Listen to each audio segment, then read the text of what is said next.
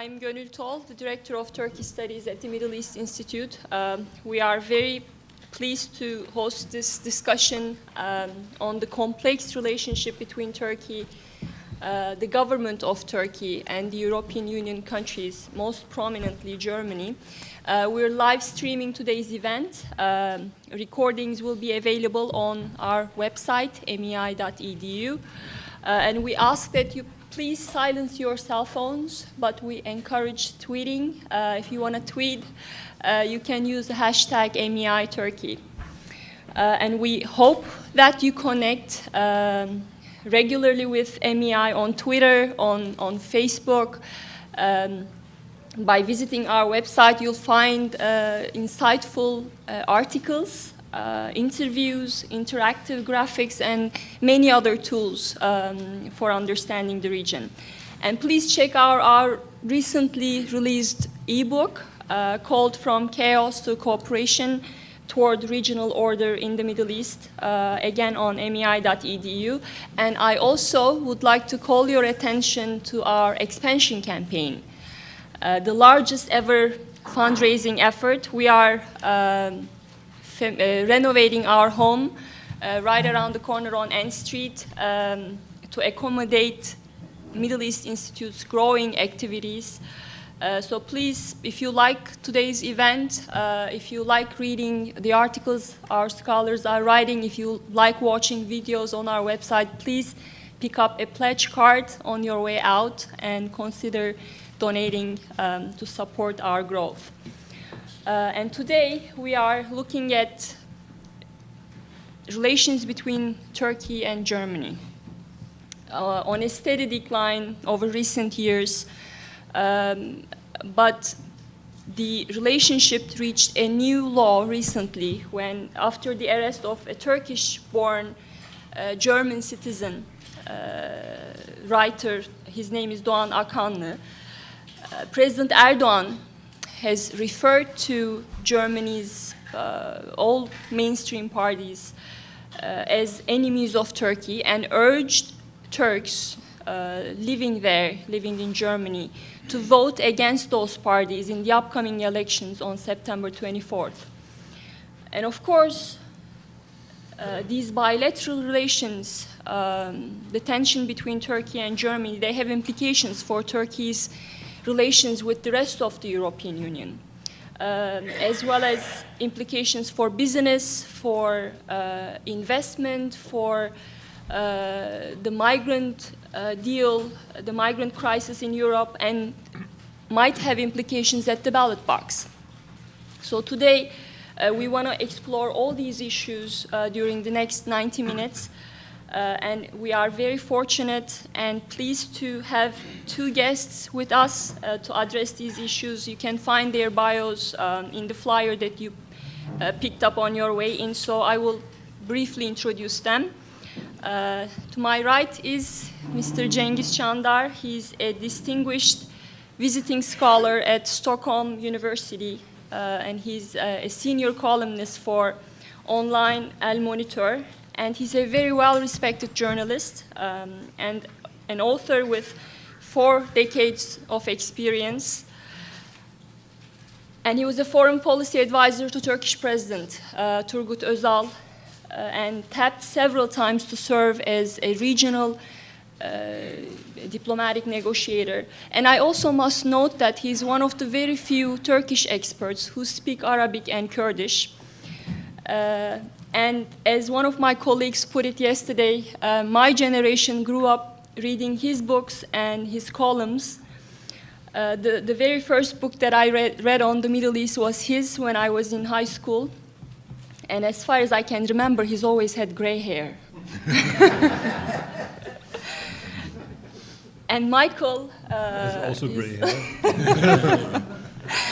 He's the representative to the US and Canada of the Friedrich Ebert Foundation. It's a global research institution. And we've been fortunate to be working with Michael and Friedrich Ebert Foundation in hosting our Turkey conference every year, and this has been the 4th year, I believe. So for 5 years, Michael led the Ebert Foundation's broad and intense engagement in Turkey, and the foundation aligns philosophically with Germany's Social Democratic Party, which holds the foreign ministry in the current government and has done so for 8 of the past 12 years as junior partner to Chancellor Merkel. So I want to thank them both for joining us today, and I would like to reserve enough time for questions from you, but I want to kick off the discussion with a few questions, and I want to start with you, Michael.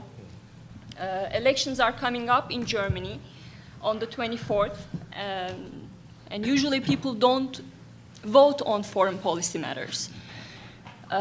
But Turkey's EU membership, and increasingly Erdogan, it's not just a matter of foreign policy for Germany, given the 3 million Turkish immigrants living in Germany. So my question is, how prominent is the issue of Turkey and Erdogan in the party's election campaign? Thank you, first of all, to you, Gunul, and to MEI for giving me the opportunity to be with you today. As you might know, if you spend 5 years in a country, you take something with you. So even though I'm now here for my 4th year in Washington, I'm with my heart still in Istanbul. I feel with the people, and I follow the news as much as I can. And well, situation is difficult. Coming to the German election campaign, I would say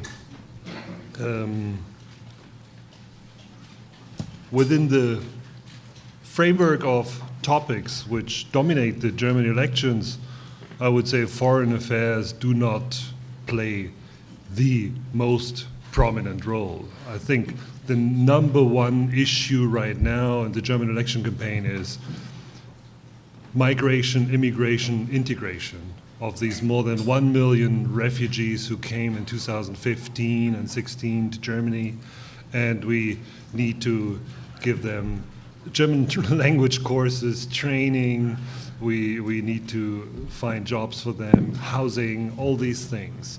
And this wave of migrants was also the reason why the slowly dying right-wing movement revived again.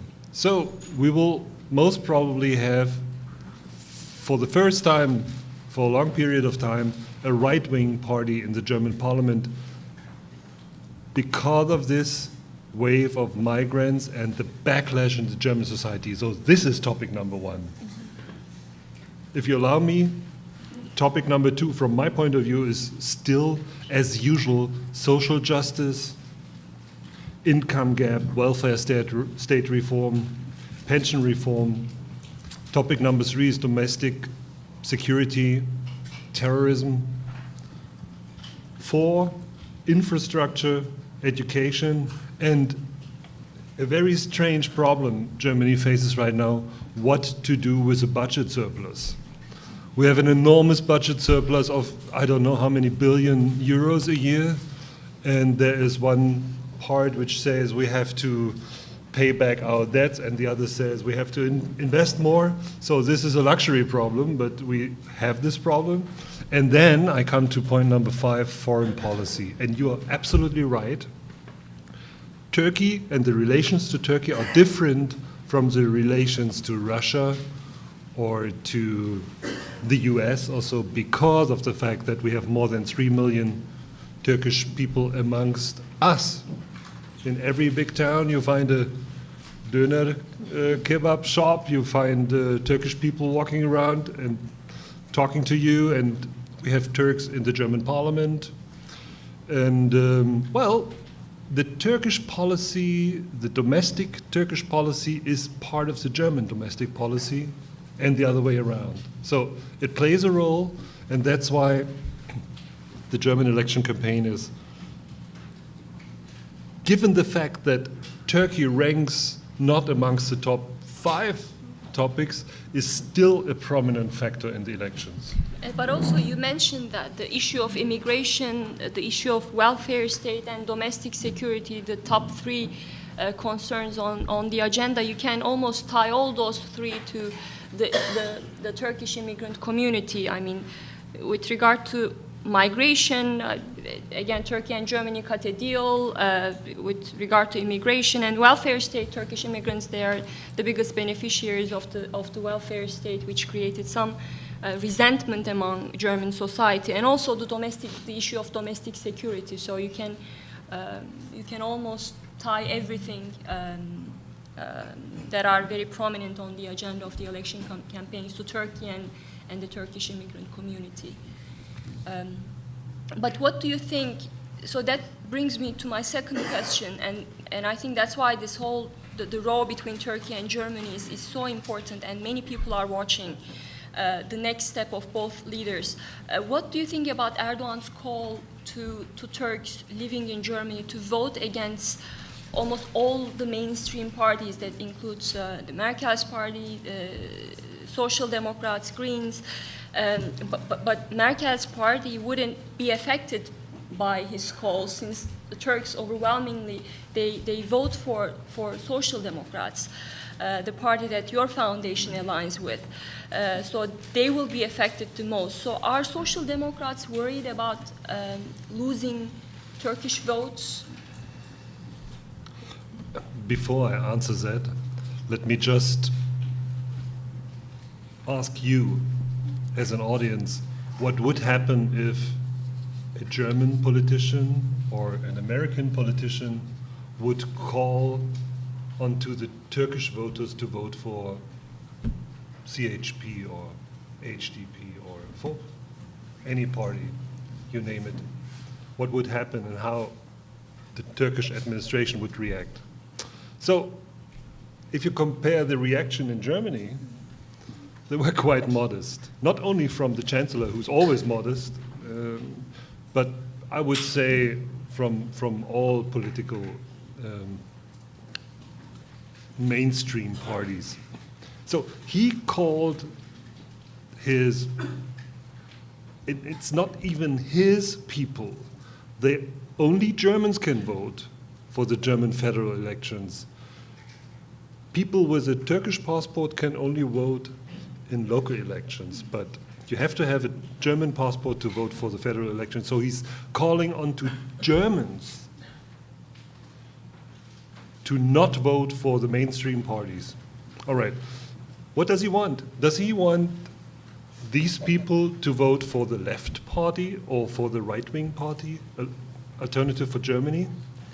Those are the people who have the most against Turkey and the accession process and all that. So what he has done is, in my eyes, irrational. Because, I mean, they should not vote for the mainstream parties. So for whom then? Not vote at all? And you are right. History shows and statistics show that the people of Turkish origin vote in a two-third majority for the Social Democratic Party.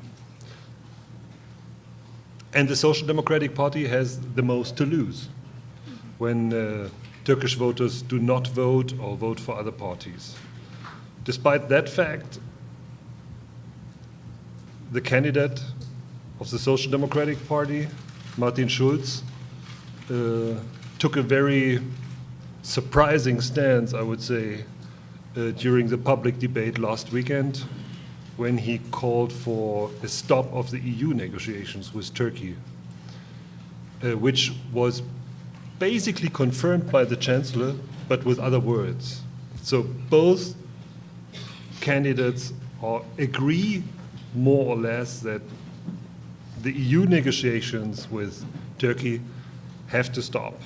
Before I have a question exactly on that, but I want to turn to Cengiz and ask, do you think the Turkish, and also maybe we should consider the statistics as well, let's say out of 3 million Turkish immigrants, when maybe 1 million eligible voters, 1.3, and not many of them, maybe only 50% of them, they hold German citizenship. So that's a very small marginal minority.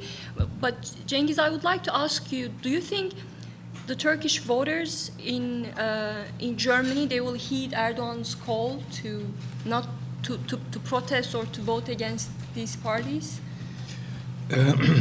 Just before responding the question, as an introductory remark, Michael reminded us that he had lived in Turkey for 5 years, and we know each other from there, in Turkey actually, and so just to reciprocate my affiliation to Germany, I have to say that I have a granddaughter who is born in Berlin, 3-year-old, and still in Berlin, and my span to resist missing her is not more than 3 weeks, so I frequently go to Berlin once in a month at least. And in Berlin, we have 300,000 people with the origin of Turkey, and 80%, if not 90%, of the cab drivers are from Turkey. And still, despite I have been embargoed from the Turkish screens, from the Turkish televisions, still around 60-70% of them recognizes me, and whenever I pick up a cab, immediately we started to talk on Turkish politics, not on German politics, but on German politics. And so coming back to your question, with a sense of feeling my compatriots how they feel,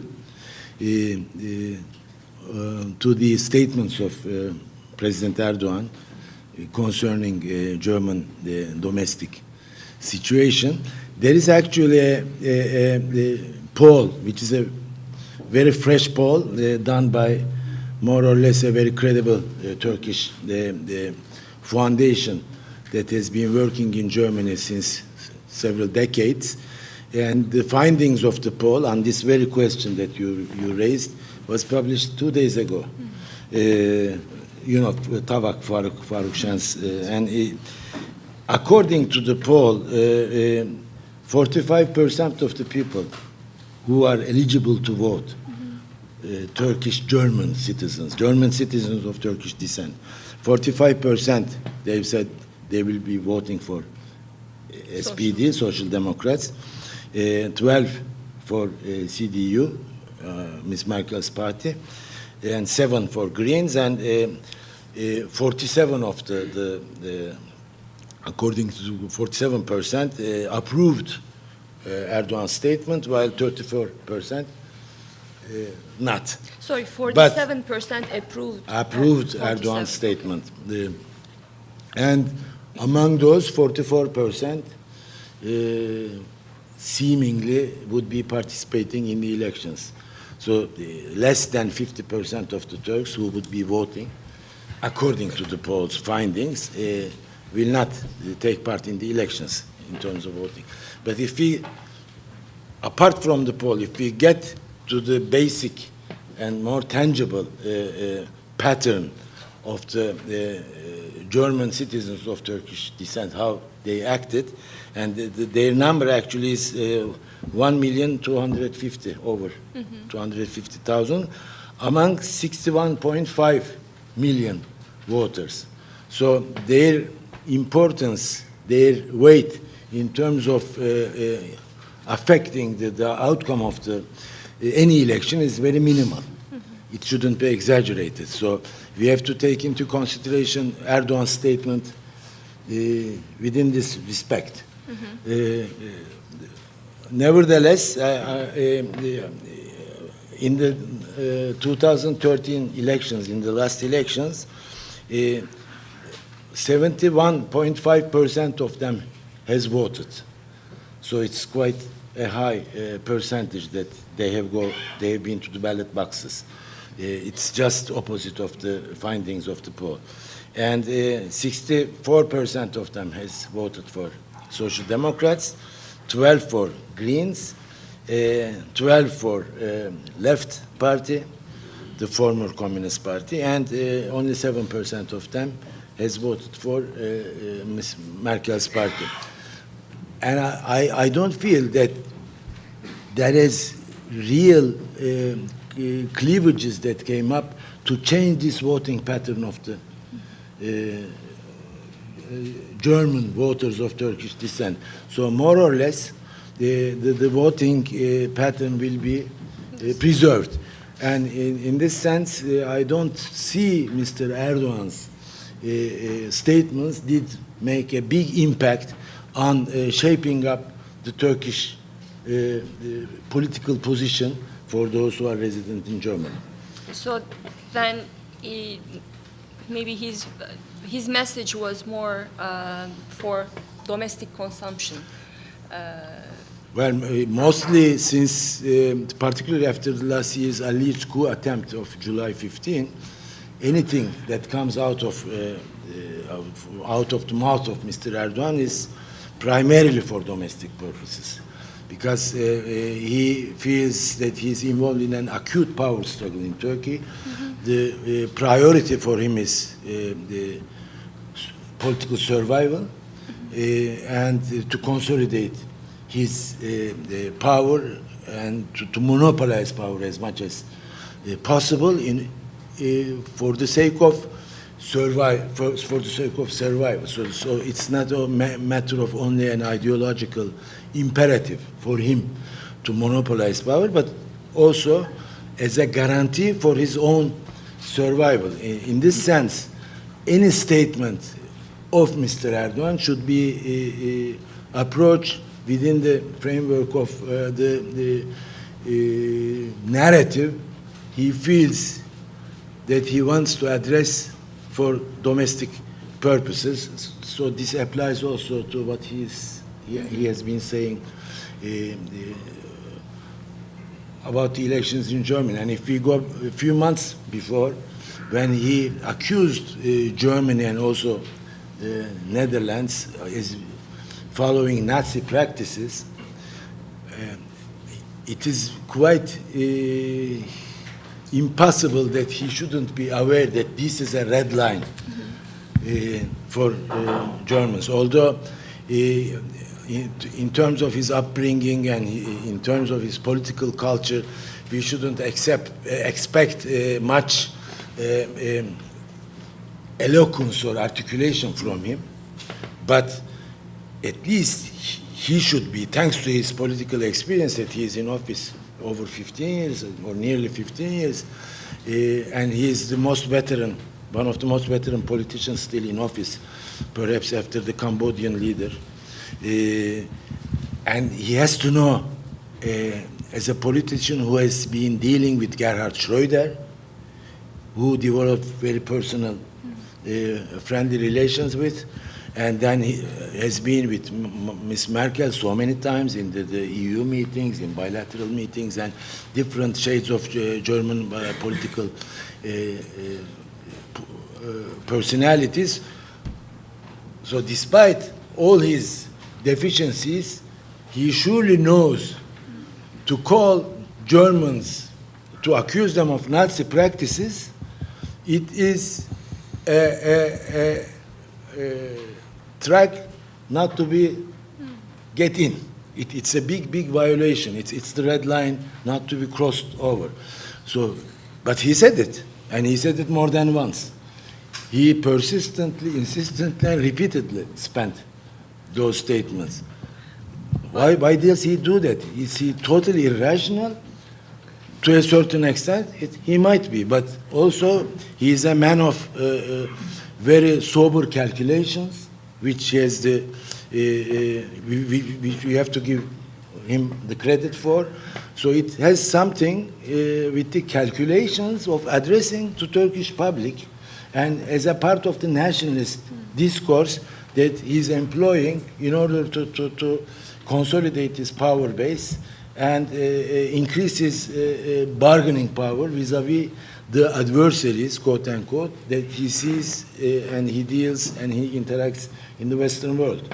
And his anti-Western, anti-EU, anti-German rhetoric resonates very well within the Turkish immigrant community, many of whom, they don't have German passports, so they feel economically, socially and politically marginalized. So that's why he could be able to mobilize them in the run-up to the referendum in Turkey, because they feel like they're not part of German society. So his anti-German rhetoric resonates well, and also at home among nationalists who have long given up on Turkey's EU membership and very skeptical about Western intentions. So he's...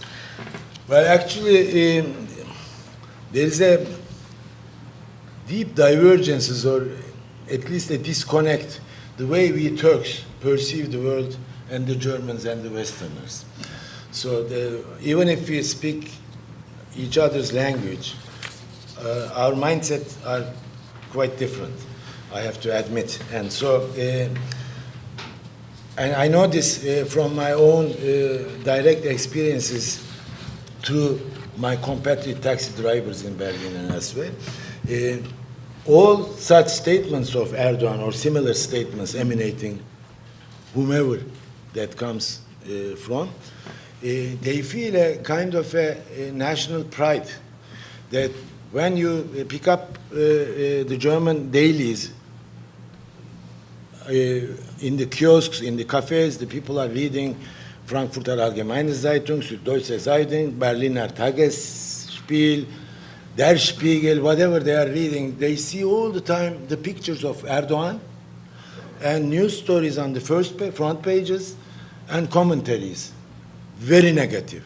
But for those Turks in Germany, his picture is their there. leader is all around, and everybody in Germany is speaking about their leader. Not important it is negative or not. That what would you expect from Germans who failed to integrate Turks for decades to say positive things about the president of Turkey? At least it proves that Turkey is entering into the international stage with certain might and glory, so they are jealous of him and making a big fuss about this posture that he presents to the entire world, so they take the pride out of it. Michael, Merkel has been unusually strong in her response to Erdogan, and you touched on that. She even threatened not to upgrade the customs union and called to stop Turkey's EU accession negotiations. Erdogan and others in Turkish government think that things will calm down after the elections, but some fear that this is not about elections, but there's a consensus across the political spectrum about Erdogan and on Erdogan. And so my question is, how much of this is election rhetoric, and do you expect normalization after elections? Let me start by giving you the results of public opinion polls, very briefly, of the last 2 weeks about German-Turkish relations. And this is reflected in the political parties as well, and also in the formation of a new German government. 88% of all the Germans asked are for a tougher stance on Turkey. 77% support even economic sanctions. I don't know whether they know what sanctions mean, but okay. 84% do not support EU membership of Turkey. It was always the case. There was always a majority of Germans not supporting EU accession of Turkey. It was always an elite project, even in Germany, but 84% is really a new high. And a very simple thing, vacation. They were asked, where do you want to spend your vacations? Turkey is amongst the top vacation spots for Germans. 85% of the Germans asked said they would probably not, or 70% of them said, under no circumstance travel to Turkey anymore. Well, this can change within a year or two, but this shows a bit the reality amongst Germans. Now, coming to politics. Merkel in her policy style, completely different from Erdogan. When he insults, she keeps quiet. This is her way of, she's acting behind the scenes, she's doing quiet work, and then she comes up with a proposal. My feeling is, I have no proof, but my feeling is Erdogan crossed several red lines this time. And the stance of Merkel for not supporting EU accession of Turkey will remain after the elections. Let me remind you that Merkel never supported the accession process. The accession process started technically in October 2005 at the intervention of Gerhard Schröder 2 weeks after he lost the elections. But the new government was not yet in power. So this was his wedding gift to Angela Merkel. She was never for accession of Turkey. Instead, she always talked of privileged partnership or something like that, which the Social Democrats always rejected. They said, no, no, either it will be accession, full membership, or nothing. So we supported always a full membership of Turkey. So I think it fits to her voter base, it fits her own beliefs. She kept quiet for a long time, as you said. For the last 8 years, there were social democratic foreign ministers who always supported the accession of Turkey. After these elections, she might work with a Christian Democrat foreign minister or a liberal foreign minister, who knows? And I think... You said green? I beg your pardon? Green foreign minister, is that? Well, I said a liberal maybe, again. But this would mean that the accession of Turkey is not on the agenda. Now, the technicality or the tactical point is, who is pushing the button? I would say from a tactical point of view, it should not be the EU. This is one thing. Two, we should never make it a bilateral conflict between Germany and Turkey. Even all discussions, this is one of the tactical points of the Turkish administration to make it bilateral, to make it personal. We should never let them do this. It's not a bilateral issue, it's on the agenda of all the European countries. So we have to find a consensus in Europe first, what we are going to do with and for Turkey, and then we go to the forefront. I have a question on that, but before that, what about, yes, there seems to be a consensus among political parties and even within German society, but what about there are about 7,000 German companies doing business in Turkey, and I would assume that Merkel, she might need the support of the business community in the run-up to the election. So what does the business community think about the row between the two countries? The business community is already reacting. If you look into the statistics, there's almost no new investment in Turkey. We have almost 7,000 German companies there. Germany is the biggest trading partner of Turkey.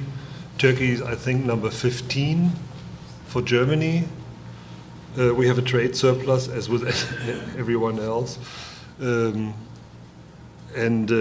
Yes, there is business which can be under threat, but on the other hand, German companies have always found a way to sort out or to separate from the political aspects of bilateral or multilateral relations. So one very serious thing which happened, I think, a few weeks ago, and which concerned the German business community quite a lot, was this handing over of a list of German companies who were accused of supporting terrorists, and there were companies like Daimler amongst the companies mentioned, and this was quite counterproductive.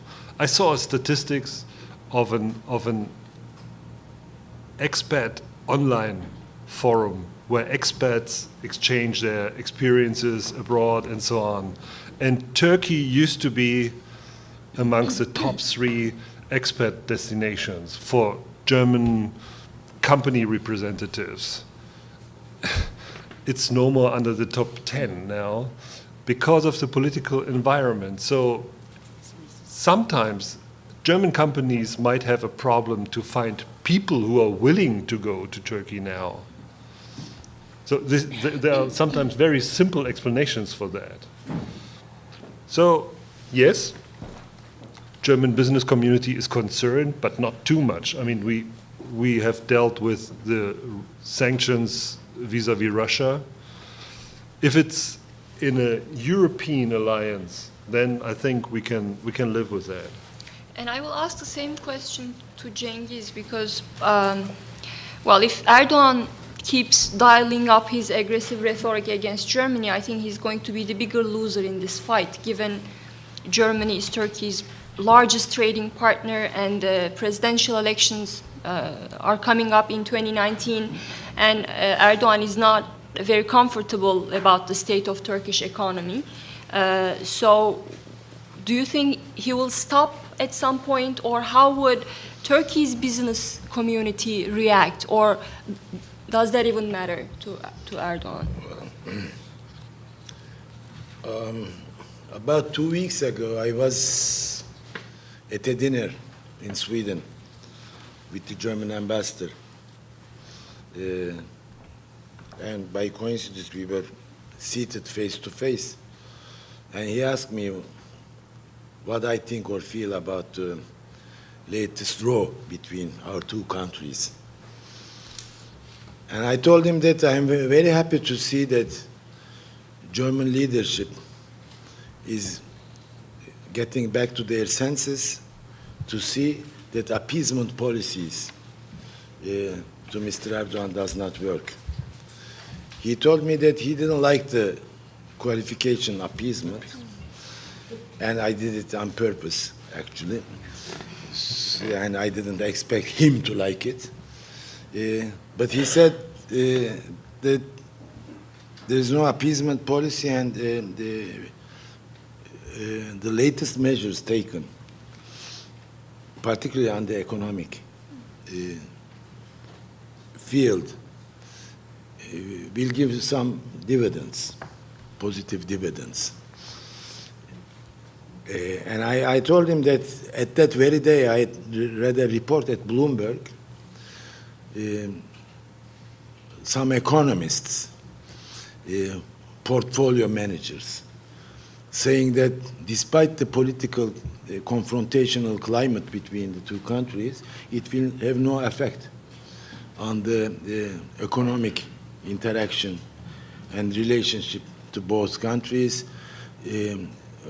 Those relations are so dear to both of them that it will remain unaffected, most probably. So when I reminded of this Bloomberg report, he told me, it is like a mosquito bite, he said. When the mosquito bites, you don't feel much pain at that very moment. But over time, and gradually, it becomes very painful and damaging. So this is what will happen, he said. It's fine, and if this gradual effect of the German measures, because tourism revenues of Turkey is coming from the German tourists, which 30% of the German tourists who were the leading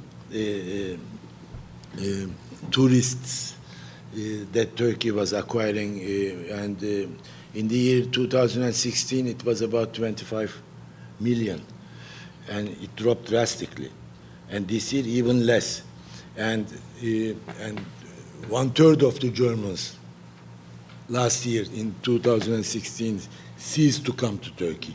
This year, particularly after Foreign Minister Sigmar Gabriel's warning, even more declined to go to Turkey. So tourism revenue is very, very, very important in the Turkish budget. So there will be a decrease from that. And in terms of foreign direct investment, which is very essential for Turkey, and Finance Minister Schauble made a very important remark that he said the investment credit guarantees for investments, the German state guarantees will be withdrawn. He said not withdrawn, will be withdrawn, but it made such an impact, and it might be withdrawn in the midterm.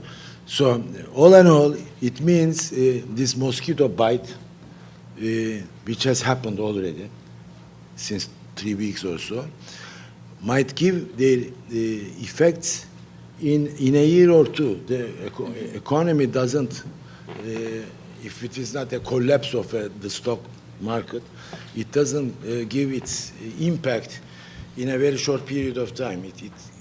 We need a year or two for the Turkish economy to feel the real impact of the row between Turkey and Germany, which is going on nowadays. But for Erdogan, he's a politician. He's a master politician in the tactical field, if not a great strategic mind. He is very shrewd tactically. For him, the main objective is to get victorious from the upcoming elections, which is scheduled for the year 2019. If he makes a calculation that this economic impact will jeopardize his chances of being re-elected or to secure the parliamentary majority for himself, he might go for early elections in the next year, in the year 2018. So it depends how the things will play out. And there is also a widespread conviction among some Turks that this is election discourse, that after the German elections it will subside. I don't think that it will subside, given the image of Erdogan and Turkey in the Western world, particularly in Germany itself. And next month in October, during the EU summit, the issue will be introduced whether to suspend, not terminate, but at least to suspend the accession talks with Turkey. So it's very difficult to say how the things will play out, but any and every indicator directs us that the foreseeable future for Turkey from the economic perspective is not very, very promising, thanks to this row between Turkey and Germany. But the Turkish government is quite concerned about the economic implications, because right after those heated words, the heated exchange between Merkel and Erdogan, Ministry of Energy, Turkey's Ministry of Energy, granted a major energy contract to son-in-law. Yes, to a German company. So that just indicates that they want to calm things down, at least on the economic front. But my question is, let's assume, yes, as Michael mentioned, Merkel has always been opposed to Turkey's EU membership. So her threats to suspend the talks it doesn't really matter for the Turks, but her threats on the customs union, so if she actually follows through on that threat and decides not to upgrade the customs union, then she can really hurt Turkey. So let's assume that happened. And would that cost Erdogan votes? I would say yes. Actually, before that contract, I think you mean Siemens, gained a very lucrative deal in Turkey when this friction between Turkey and Germany and the polemics were at its zenith. So just the next day, Siemens got the most lucrative contract that could be received. But even before that, when the Turks presented Germany the list of, as Michael mentioned, 698 companies who are assisting terrorist activities and so on and so forth, meaning the Gülenists, PKK and everything. Among them, he mentioned there was Daimler-Benz, but also BASF, which is an empire in itself. So if it is, BASF is supporting terror, then we have a real problem. Then we cannot win the war against terrorism. Given the size and the strength of the conglomerate like BASF. Anyway, so the next day, the Turkish government withdrew the list, saying that there was a grammatical error in the typing and so on and so forth, which led Foreign Minister Gabriel. He said the German government's decision to overhaul its policy toward Turkey, this hardline approach and economic pressure is paying off, he said. And he said there was a broad debate in Turkish society.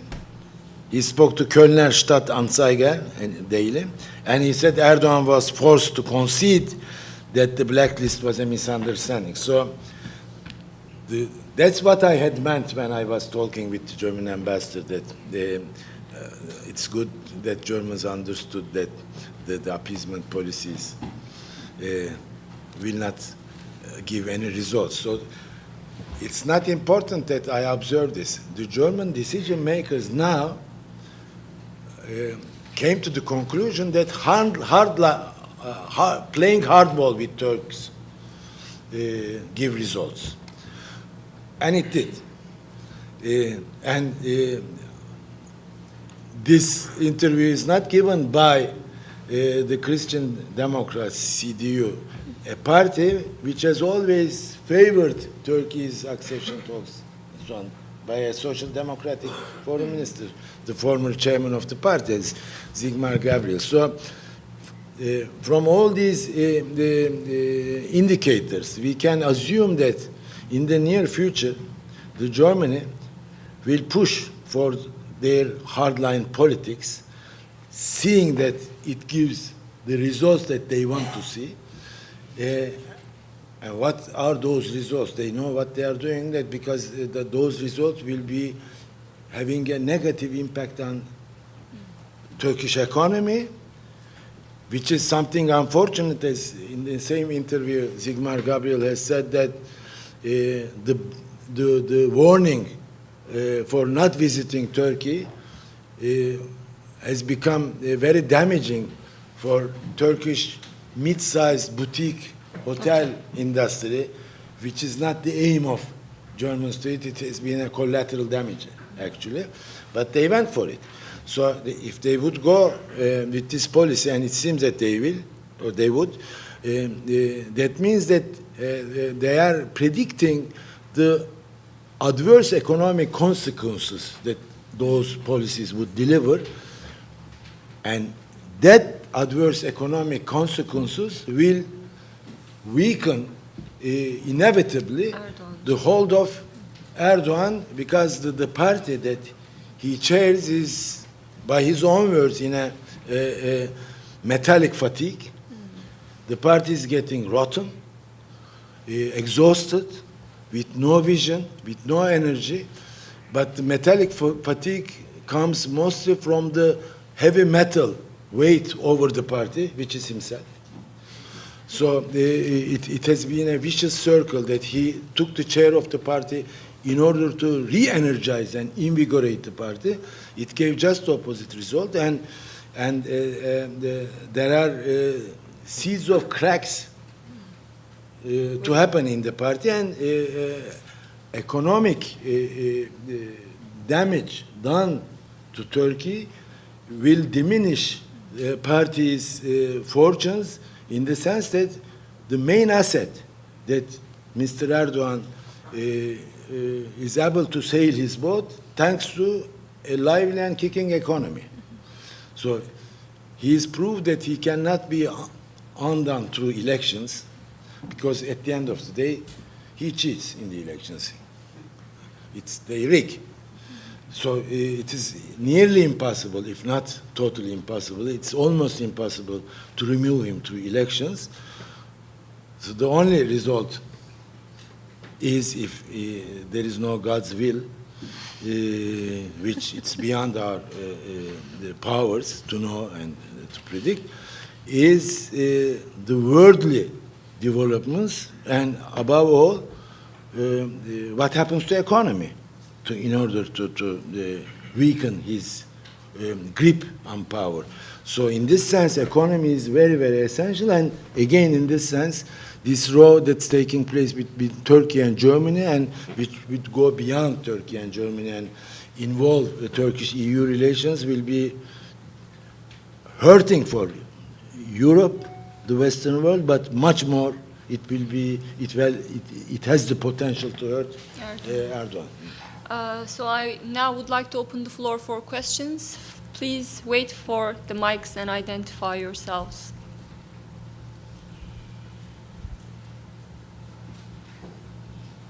Yes.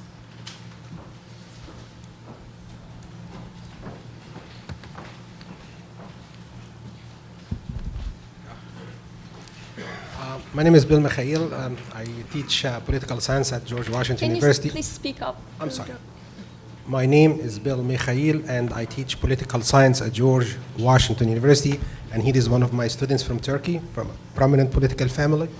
My quick question is, how will the growing Russian involvement in Syria be assessed by the government of Turkey and the government of Germany?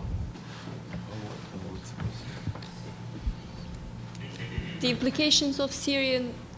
I said Russia's growing role, talking about Russia and Syria, how this will impact the German-Turkish relations. Okay. How it will be assessed by Ankara and Erdogan. Okay. And I can take one more question if there's any. The gentleman over here.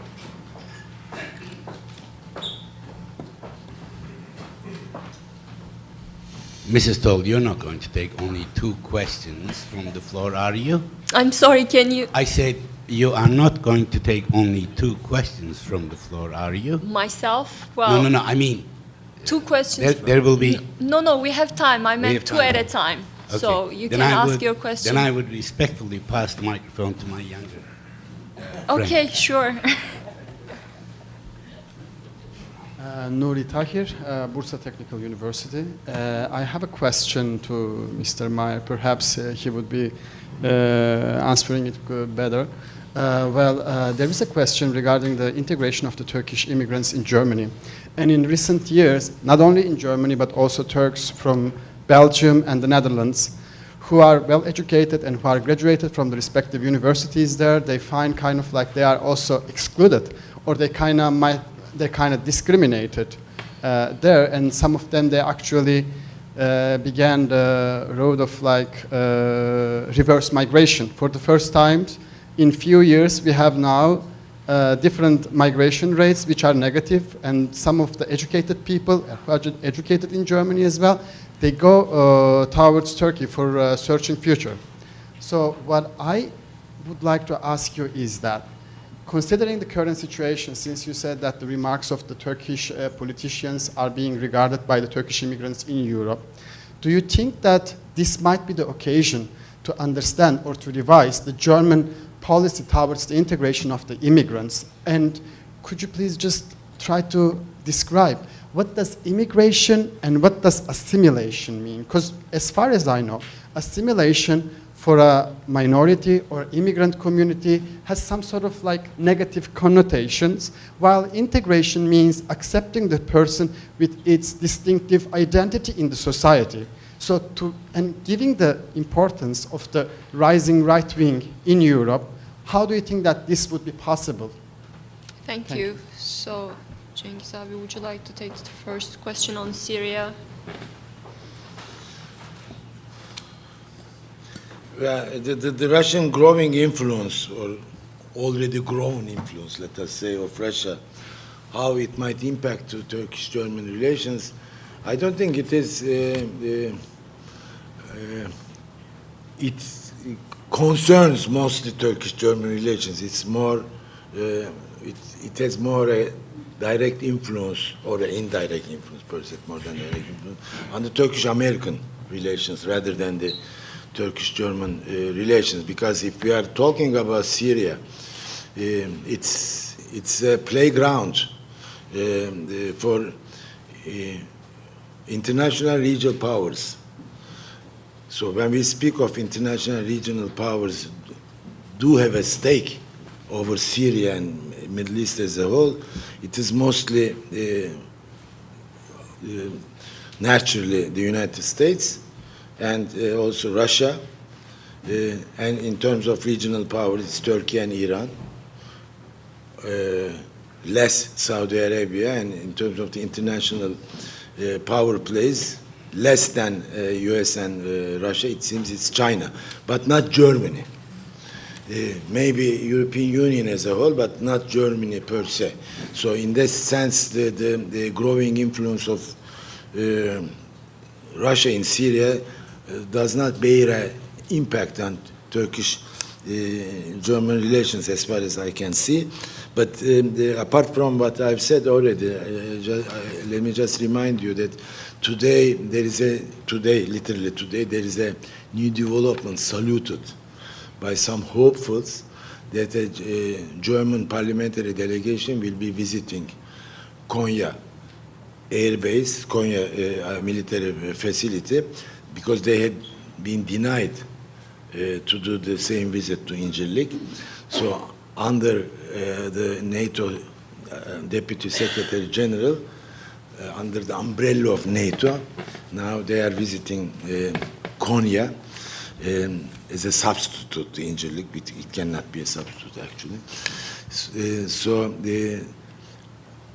in this climate of, in this confrontational climate between Turkey and Germany, it is presented as if it's a glimpse of hope for the amelioration of the relationship for the future. Most probably we will forget the significance of today's visit to Konya Air Base after 2 days or so. And it has nothing to do with the question how Russia's growing influence would impact Turkish-German relations, but I just wanted to bring into your attention this new, fresh development which takes place today. If I may, Russian influence in Syria might have an indirect effect on Turkish-German relations. If Russian involvement prolongs the conflict in Syria, that means more refugees, and that would provide Erdogan with more leverage over Germany particularly, but over European governments. But if Russian involvement leads to an end, and that means less refugees, and that would deny Erdogan that leverage. Maybe one sentence on the military cooperation, because this is a crucial issue in Germany as well. The fact that some German parliamentarians can travel to Konya under the cover of a NATO delegation to Turkey does not count anymore. Damage is done. And this has never happened before. I mean, the Germans really take the question of peace and war, or of sending German troops somewhere, really seriously. And they have decided years back to send some troops to Turkey to defend Turkey. I personally was with Foreign Minister Gabriel at the Syrian border to visit installations. And I flew from there directly to Ankara, and we reported back to Mr. Erdogan. We have been sitting in his office and told him about the situation of the Germans, and they're happy to work in cooperation with NATO and so. And now not to allow German parliamentarians to visit German troops is incredible. And the step of the German parliament was really surprising and unprecedented, to move these troops out of NATO operations to Jordan. That's really a stark sign, I would say, of the disagreement of Germany All right, now, integration. We have done so many mistakes in the past, especially with our Turkish immigrants, that hopefully we have learned something for the future. Because 50 years ago, when we invited people from all over Europe and Turkey to come to Germany, we were basically asking for labor force. But we had to realize after a few years that, yes, we asked for labor force, but we got human beings. So, and some of them decided to stay, and they wanted to have a family and children and all that, and we were not prepared for that. We thought they go after 2 or 3 years. Instead, they stayed. All right. There was no integration policies at all. Germany was extremely weak on that. No German language courses, nothing. We just left them. So the first generation of migrants was just left there somehow. And this had, of course, an effect on the second generation. Now, hopefully, with the third generation and the new wave of new migrants coming into Germany, we have learned a lesson. And this is to offer German language courses, integration courses, as fast as possible, as good as possible. Some, because this is under the supervision of the states in Germany, some states are better than others. There are all these terrible examples from Berlin, where I think still tens of thousands of refugees are not yet even registered. So we are still working on it, but my hope is that we have learned a lesson and we are doing more now to integrate. Now this wonderful question of integration versus assimilation. It depends on whom you ask in Germany. If you ask someone with leather trousers in the Bavarian mountains whether this Syrian guy who came here should integrate or assimilate, he would not understand you, and he would say he has to eat my sausage and drink my beer and then it's okay, and speak my language. This is maybe in a way what you meant by assimilation. So of course we have to accept that people have a different religion and different behavior, and women might wear headscarves or they don't drink alcohol. That's okay. This is also one of the reasons why most of the migrants also migrate to the bigger cities rather than to the countryside. I would say it's much easier to integrate in Berlin or in Düsseldorf or Frankfurt than in a small city in Eastern Germany, for instance, where these questions are even, the cities with the least percentage of migrants have the highest percentage of right-wing people, people who have strong views against migrants. So I hope that we learned a lesson. I hope that these refugees who the majority might stay, experience show that roughly 40% of migrants go back sooner or later within the first 3 years, depending, of course, on the situation in Iraq and in Syria. But a large part of these people who came to Germany might stay in Germany, so let's offer them, let's embrace them, let's give them a chance, and they will be part of the German society. Okay, one more round. The gentleman here and the lady over here.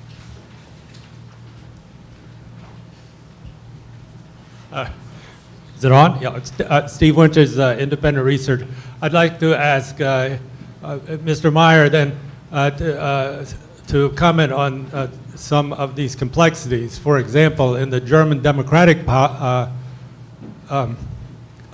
society, there was a recognized minority with minority rights, the Sorbs, which is a Slavic minority. Now, the policy of the West German government when they absorbed East Germany was no special rights for minorities, so that actually the Sorbs lost their protected status when reunification took place. So I'm just saying, if you go back, there were even differences in the treatment of minorities within what's current today Germany. Then you have the issue of the German minority in Poland, and at least my understanding is that a few decades ago, the West German government pressured the Polish government very strongly to allow special rights, German language schools, and German culture guaranteed for the German minority in Poland. So there, the German government is saying, well, we have a German minority in Poland, but we want them to have all these protected rights, keep their language, and so forth and so on. So it seems to me there's a lot of complexity and hypocrisy going on here. Okay, so the lady here, but please be very brief and ask a question, and Aykan at the very back. Hi, I'm Sharon Kotak, and when Erdogan was first elected, like in the early 2000s, he did not exhibit the paranoia or the anti-democratic tendencies that he has now. Do you think had Turkey been accessioned to the EU, that Erdogan would not exhibit or have these tendencies?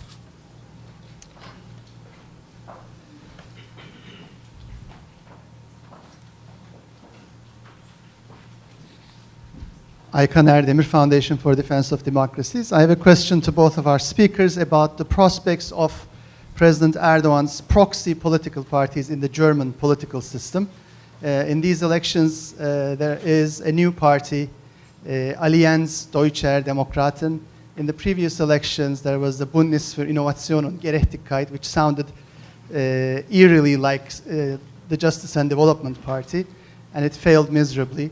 How do you see the prospects? Do you think there is any possibility of a proxy Erdogan party getting traction in Germany?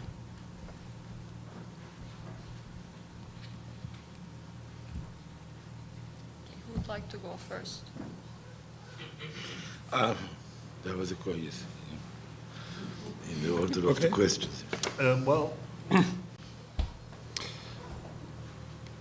on minorities in Germany, I think Germany signed, in the context of the Copenhagen Treaty, a memorandum, like all the other European countries, where there were, and I think this was in 1993, where there were 2 ethnic minorities mentioned who live in Germany. And these were the Sorbs and the Danes at the Danish border. They enjoy special minority rights, and this is still the case up until now. Would Mr. Erdogan behave differently if Turkey were a member of the European Union? Look at Hungary, look at Poland. I'm not sure, I don't know.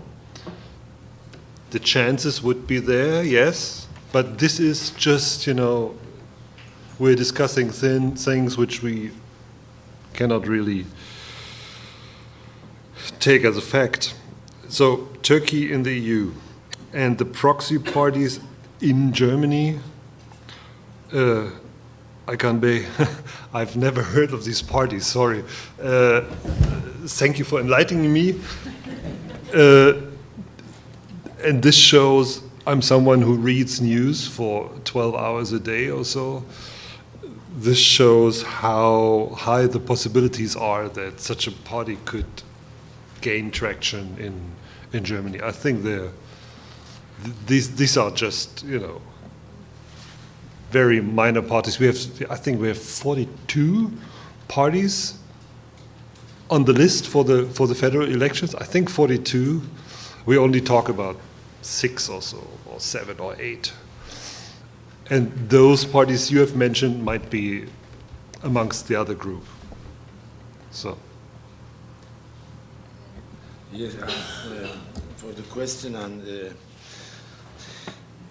given Mr. Erdogan did not exhibit what he's exhibiting nowadays in the early years of 2000s, would it be different if the accession process would move smoothly? I had never thought the examples of Hungary and Poland, which Michael reminded me. After hearing him, I have to rethink. But if I would respond to you before him, I would say what I would be saying right now, that most probably it would be different. Because I don't subscribe to the arguments that this man has never changed. This man was the same man with a hidden agenda, and he was looking for the opportune moment to implement his agenda, and it came in this year, that year, whatever year it was. So the man was the same man in 1990s, in the beginning of 2000s.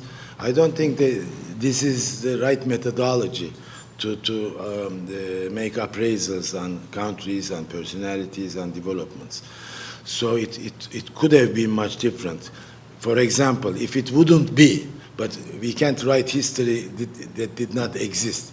Yet, just for the sake of responding to the question, if we wouldn't have Mr. Sarkozy at the head of France, making an axis with Ms. Merkel, who replaced Schroeder, the Social Democrats, not only Schroeder, but his foreign minister, Joschka Fischer, with a very strategic vision.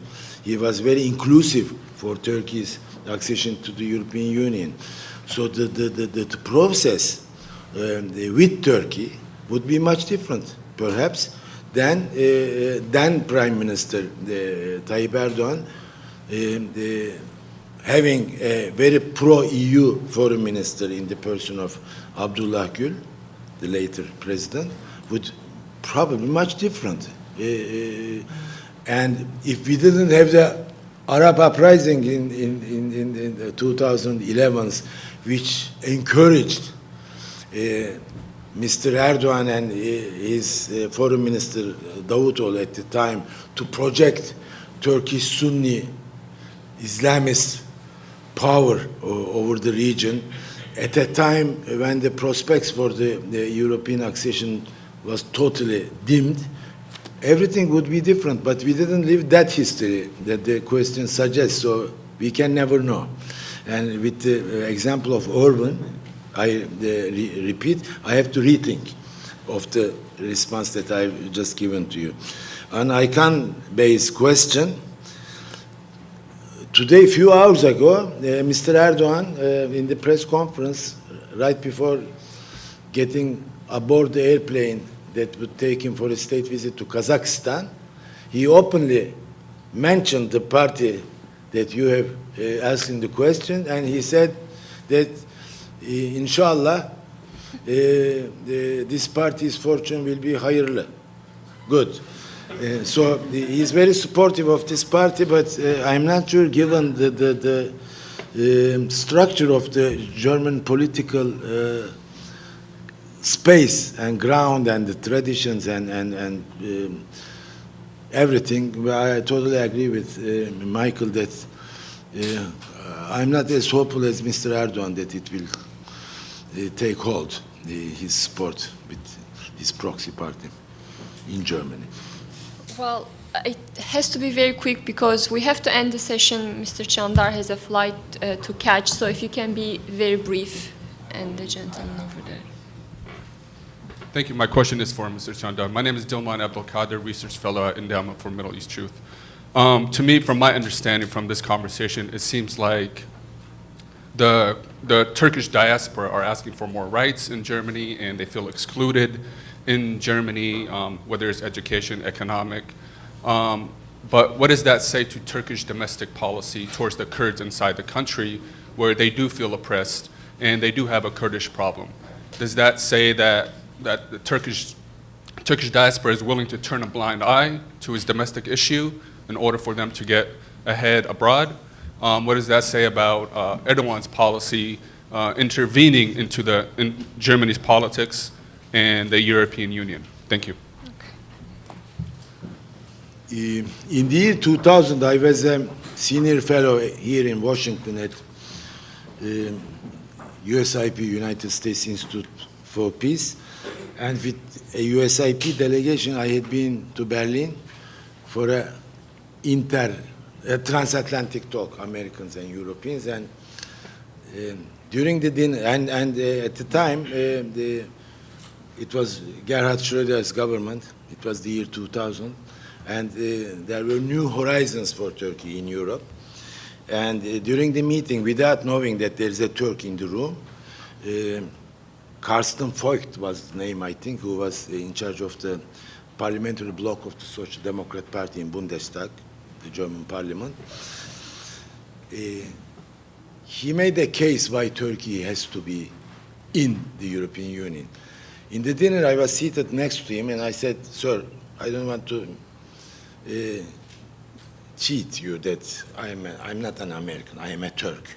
So, but don't spare your words, please.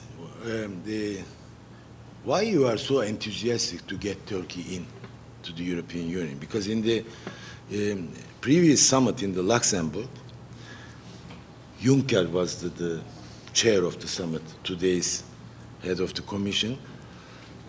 With Helmut Kohl's support, the European Union was very negative for Turkey's accession, and where Turkey nearly kicked out from the field called the area of the European Union. And after 2 years, all of a sudden, Turkey in the summit at Helsinki, it was, I think, is accepted under the same conditions as a candidate member, as any other candidate to the European Union. And I asked to Mr. Voigt that in these 2 years, nothing changed in Turkey. We did nothing to comply with the criteria of the European Union. So why did you change? We did nothing. So we were hated by you. Now, what is this love affair? What's the reason? I mean, what happened? He said, look, let me be very frank with you. In this country, as social democrats, he said, we think differently than the Christian Democrats. This country is the reflection of the people from Turkey in this country.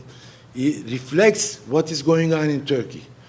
Whatever happens in one neighborhood of Istanbul between the Kurds and the Turks, or what is happening in Diyarbakir, after half an hour we feel it in Kreuzberg, at the heart of Berlin.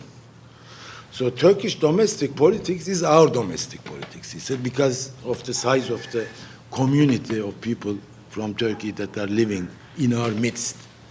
So as much we become inclusive for the Turks and deal and engage with the problems that they are having, we can surmount our internal domestic difficulties much easily. That was his assessment or perception on the issue.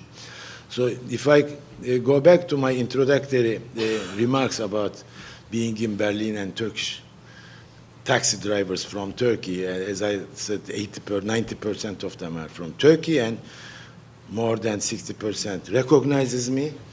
That tells me that even in Germany, after so many years, they were watching the Turkish television. How come they would recognize me otherwise in the heart of Berlin? The moment I start the conversation, I can understand which part of our society they belong. If they start their conversation with me very critical of Erdogan, I ask the origin, where are you from originally?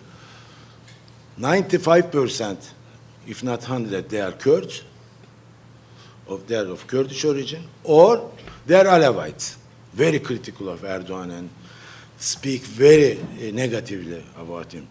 Whenever I confront with a Turkish taxi driver, very positive about Erdogan and very critical of Germans, that they are still discriminating us. I am here since so many years. I was born in this town, but we are still discriminated. Germans are Germans, we are Turks and Turks. I ask his origin. He comes from a religious, pious, Sunni Turkish origin. So, but also this tells me not only our society is so polarized, there is so deep divergences that it is very difficult for us to call ourselves that we are one nation. with one, like the Arabic motto goes in Ummetin Arabi al-Wahida hada risalat al-Khalida, you know, this Ba'ath slogan. We are one nation with one message, which collapsed after all the Ba'ath experiment. So our Ba'ath is not much different because we are no more a one nation with one message. We are a very diverse society of Turks, Kurds, Sunnis, Alawites, and different components that make up our society. And we see it very easily, much easier perhaps than we see it in Turkey, in Germany itself. So this is the answer that I might offer to your question. Not a the answer, maybe you would be, so read in between the lines what I mean. Well, we have to end today's discussion. Thank you so much for coming, and it's been great to have you both. So please join me in thanking our panelists.